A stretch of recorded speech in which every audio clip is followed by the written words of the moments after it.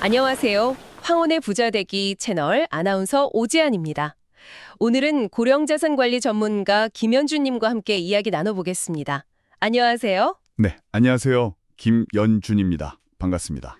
요즘 고령화 속도가 정말 빠르잖아요. 그래서 그런지 이 노후 준비 다들 걱정이 많으신 것 같아요.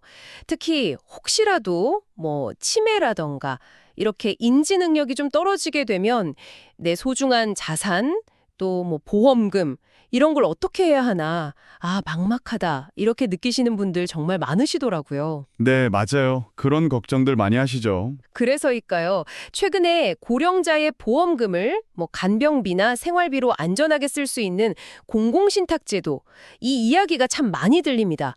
이게 정확히 어떤 제도인가요? 네, 그 공공신탁이라는 게요. 쉽게 말하면 어르신들이 가진 재산 있잖아요. 부동산, 예금, 아니면 보험금 같은 거요. 이런 재산을 좀 믿을 만한 공공기관에 맡기는 제도라고 보시면 됩니다. 아, 공공기관에요? 네, 그럼 그 기관이 재산을 대신 관리해주고 또 운용도 하고요.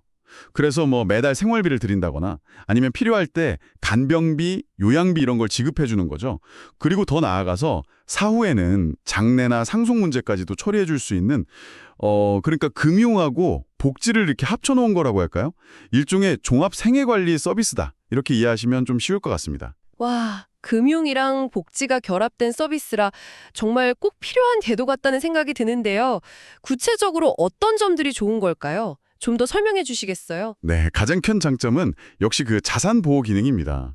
아무래도 연세가 드시거나 인지 능력이 좀 저하되셨을 때 그럴 때 생길 수 있는 금융사기 외형이 있잖아요. 네, 그렇죠. 요즘 그런 사건들 많더라도요. 네.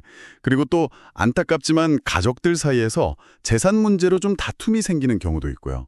이런 위험들로부터 자산을 좀 안전하게 지킬 수 있다는 게 가장 크죠. 아, 그렇군요. 그리고 또 하나는 자산을 맡기신 분의 뜻대로 간병비라든지 요양비처럼 꼭 필요한 목적에만 자금이 쓰이도록 보장할 수 있다는 점도 굉장히 중요합니다. 네네. 이렇게 되면 이제 개인 자산을 활용해서 돌봄 비용을 충당하게 되니까 결과적으로는 국가의 공적 돌봄 재정 부담도 조금은 덜어질 수 있는 그런 역할도 기대할 수 있습니다. 공공기관이 운영 주체로 거론된다는 점도 좀 안심이 되고요. 네, 맞습니다.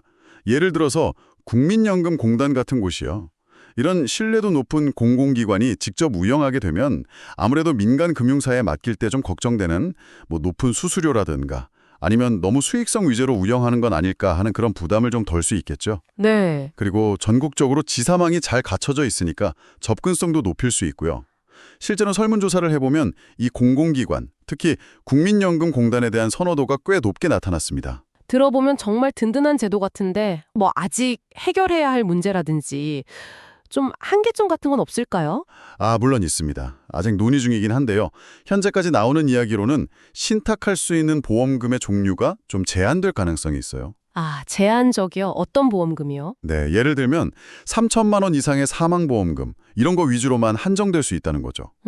사망보험금이요? 네, 그런데 사실 노후에 당장 필요한 건 간병비나 질병 치료비 이런 거잖아요.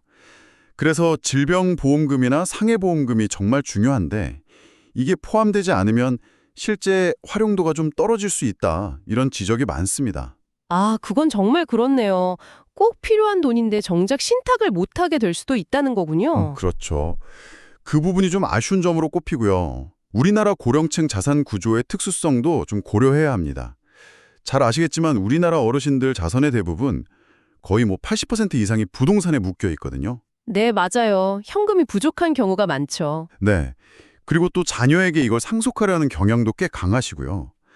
그래서 실제 생활비나 간병비로 바로 꺼내 쓸 수 있는 금융자산이 생각보다 부족한 경우가 많다는 현실적인 문제가 있습니다. 그렇군요. 부동산은 당장 쓰기가 어려우니까요. 네. 그래서 이 제도가 정말 실효성을 가지려면 당장 활용하기 어려운 부동산보다는 정말 필요한 질병보험금이나 상해보험금 청구권, 이것도 신탁 대상에 포함시켜야 한다. 이런 의견이 상당히 설득력을 얻고 있습니다. 네, 현실적인 자산 상황과 필요를 잘 반영해야 제도가 제대로 작동할 수 있겠군요. 그럼 이런 정부 주도의 공공신탁 논의에 대해서 기존 금융권에서는 좀 어떻게 보고 있나요? 반응이 궁금한데요. 금융권의 시각은 좀 복합적입니다. 기대와 우려가 공존한다고 할까요? 아, 기대와 우려요. 네. 일단 정부 주도로 저렴하거나 혹은 무료인 공공신탁이 도입되면 이 신탁이라는 시장 자체라 좀 커질 수 있지 않을까 하는 기대감이 있습니다.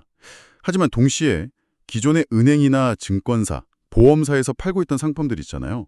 이런 민간 상품의 고객을 뺏길 수도 있다는 우려도 분명히 존재합니다. 네, 그럴 수 있겠네요. 그래서 앞으로 정부가 이걸 직접 운영할지 아니면 민간에 위탁할지 이런 구체적인 운영 방식에 따라서 영향이 크게 달라질 것이기 때문에 다들 좀 상황을 예의주시하고 있는 그런 분위기입니다. 네, 오늘 고령화 시대에 정말 중요한 대안으로 떠오르고 있는 이 공공신탁 제도에 대해서 자세히 알아봤습니다. 아직 뭐 구체적으로 확정된 건 아니지만 우리 모두의 노후에 정말 큰 영향을 줄 수 있는 문제인 만큼 앞으로 이게 어떻게 진행될지 계속 관심을 가지고 지켜봐야겠습니다. 네, 맞습니다. 논의가 잘 진행돼서 많은 분들께 실질적인 도움이 되는 그런 좋은 제도로 잘 자리 잡기를 바랍니다. 저희 황혼의 부자되기 채널에서는요, 앞으로 이 공공신탁 제도에 대해서 새로운 소식이 나오는 대로 정말 발빠르게 정리해서 여러분께 또 전해드리도록 하겠습니다. 오늘 내용 들으시고 궁금한 점이나 여러분의 다양한 의견이 있으시면 댓글로 편하게 남겨주시면 감사하겠습니다. 저희 채널은 앞으로도 우리 황혼에 꼭 필요한 재무정보, 또 자산관리 정보들을 여러분 눈높이에 맞춰서 알기 쉽게 소개해드릴 예정이니까요. 채널 구독과 좋아요 꼭 눌러주시면 감사하겠습니다. 오늘 귀한 시간 내주셔서 좋은 말씀해주신 전문가님 정말 감사합니다. 네, 감사합니다. 시청해주신 여러분 고맙습니다.